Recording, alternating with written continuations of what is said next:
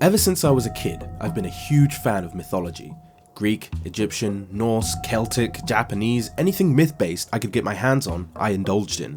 So as a PS2 owner, it was only a matter of time before I came in contact with God of War. But it wasn't through my own volition. Nope, this chance meeting was set up by my older cousin, who one day, out of the blue, gifted me all of his old PS2 games. Now there was no way in hell my parents would ever let me play a game like God of War if they were the ones who bought it. That big ol' rated M for mature would have put a pin in that, the same way it did San Andreas, which is why I ended up having to play it in the back room of a computer cafe while on holiday a continent away. But luckily, they didn't see the rating. All they saw was a stack of game cases and said, sure, why not? And so began my long journey with the Sony Santa Monica series. God of War 1 and God of War 2. When my fingers first touched the DualShock, I was hooked. It was everything that I wanted and more. An odyssey following a demigod fighting against fate, filled with gods and monsters straight out of Greek myth. But unlike most stories following demigods, Kratos ceased being a plaything of the gods. In fact, he turned against them, and that's where the more came in. I was fascinated by a spin on Greek myth in which the hero truly views the Olympians as villains and seeks to destroy them. Because if you hadn't noticed, the gods are kinda, sorta, huge assholes. Well, with the exception of Hestia. Something that never sat right with me was how in most myths, the heroes that had spent their entire lives tormented and plagued by the problems of the gods, or even the gods themselves, never got their revenge. They were either punished, like poor Orpheus, or became gods themselves and conveniently forgot about their gripes. I mean, come on Heracles, Hera literally drove you insane and made you kill your family. Zeus giving you a place on Olympus doesn't change that, bro.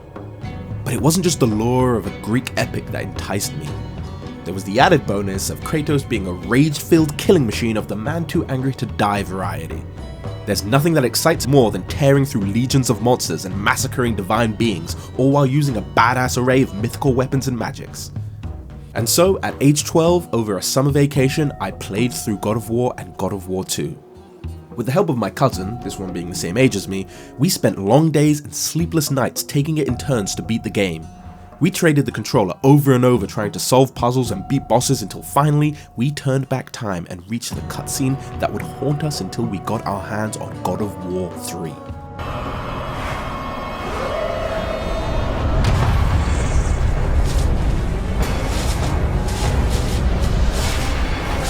Zeus, your son has returned! I bring the destruction of Olympus!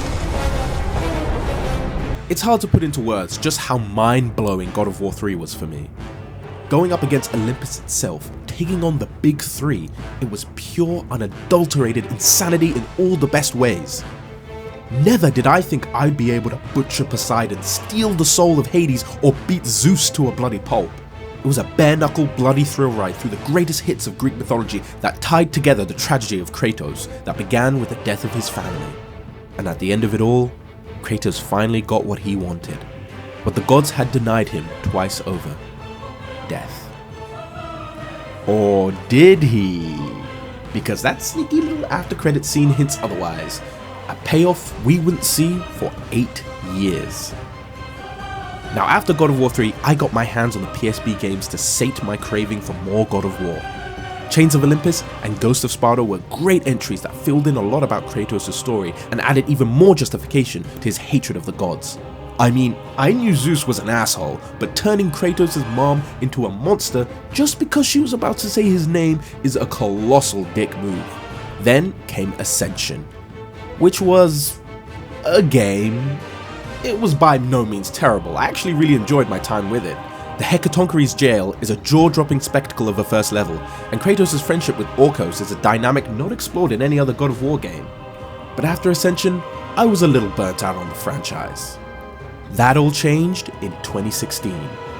During the Sony E3 presentation, which to this day I still think is one of the best I've ever seen, we got a glimpse of a brand new kind of God of War, and the hype was immaculate. I am hungry. Norse mythology, an axe that functions like Mjolnir? A boy? My excitement could not be contained. When 2018 finally came around and that fateful day arrived, I braced myself for what I would find when that little lock symbol disappeared. And what did I find? Exactly what I did when I played God of War for the first time. Everything I ever wanted, and much, much more.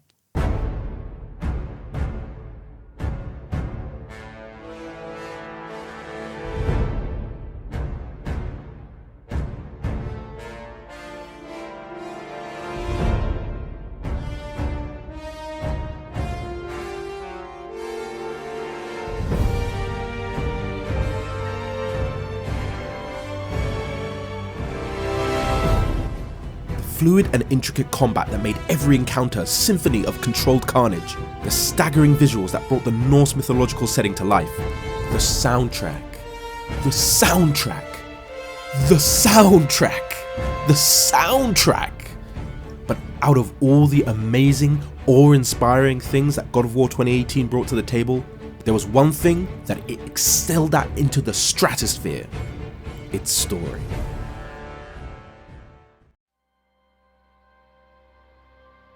God of War has never been a shallow series, and I will fight anyone who says the opposite. Kratos as a character is incredibly interesting. Cursed from birth by being the son of Zeus, he spent his entire life as a puppet of prophecy, a puppet of the gods, a puppet of the titans. He fights to cut his strings, but in doing so tangles himself further until finally he finds the only way he can be free is by killing the puppet masters. Because through their machinations, he's lost everything. His wife, his daughter, his mother, his brother, his comrades, all that loss, well, it'd be enough to drive a man mad. Very, very mad. Ultimately, the story of Kratos is a Greek tragedy that borrows from the plights and sufferings of other Greek demigod heroes. A pinch of Zeus-dickery here, a pinch of hubris there, a sprinkle of fate, a smidge of prophecy, and a whole lot of suffering. Yes, the main thing advertised about the original trilogy was the bloody combat and jaw-dropping spectacle boss fights, but that doesn't mean there wasn't a tangible story there too. And God of War 2018 demonstrates that beautifully by building off of everything that came before it. God of War 2018 is a beautiful, pulse-pounding, heart-wrenching saga centered around the greatest conflicts of Kratos' life. His relationship with Atreus stems from his anger and resentment towards gods that developed as a result of his past experiences, which reflects the anger and resentment he holds towards himself. He desperately wants his son to be nothing like his old self, and in his efforts to ensure that, he unknowingly pushes him closer towards being exactly that. Ultimately, the story is about the cyclical nature of trauma and how it is passed on from generation to generation if nothing is done to stop it. In the original trilogy, Kratos was no saint. He was a Spartan, going around killing people, and some of the actions that he took during his journey for revenge were not warranted.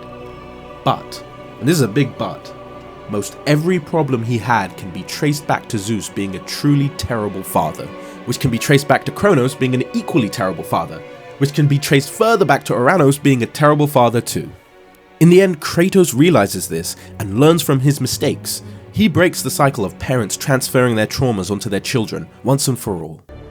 Is this what it is to be a god? Is this how it always ends?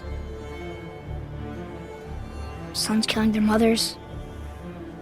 Their fathers? No. We will be the gods we choose to be, not those who have been. Who I was is not who you'll be. We must be better.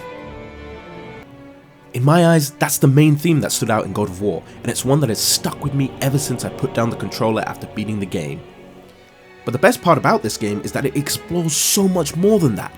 It's about fatherhood, motherhood, brotherhood, childhood, and of course, godhood and what that means. It's a life lesson, topped with a deliciously decadent amount of Norse mythology and bloody brutality. A recipe for perfection for a lifelong mythomaniac who enjoys deep and compelling stories and intense ultraviolence. And now we stand on the precipice of God of War Ragnarok, the next installment of Kratos' journey. When I say every fiber, every atom of my being is excited for this game, I say it as an understatement. My expectations are sky high, and yet, in my heart, I know they will be surpassed. So let the countdown commence, and bring on Ragnarok. Oh, also, completely forgot to mention this, but one of the greatest video game moments of all time, Blades of Chaos. Blades of Chaos. The fact that they managed to not get that to leak is insane, because when I know everybody felt it as soon as Freya said, you have to find something else. It was like, oh, no, they're not gonna do it. They're not gonna do it. They're not gonna do it. And then they do it, and they do it so well. But yeah, I just wanted to throw that in because, my God, I don't think I've ever been so excited than to hold those blades again and just let loose. Anyway, yeah. Hope you folks have a good one.